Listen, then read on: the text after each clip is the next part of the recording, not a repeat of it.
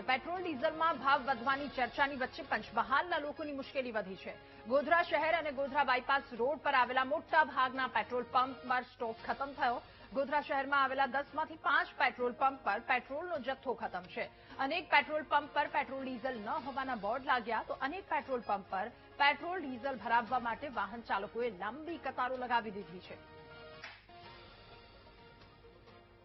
Petrol ખલાસ થઈ ગયું છે એટલે પેટ્રોલ નથી બોર્ડ મારેલા છે। હમણાં કંપનીમાં સવારે ગાડી ભરાઈ ગઈ છે અને આવશે ખાલી કર્યા પછી જથ્થો રાબેતો મુજબ મળી જશે।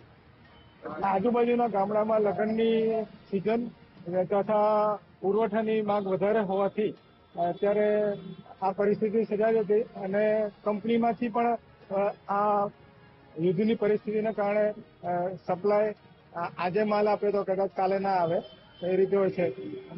એના પ્રમાણે હિસ્ટોરિકલ જે હોય એના પ્રમાણે કંપની માલ આપી રહી છે।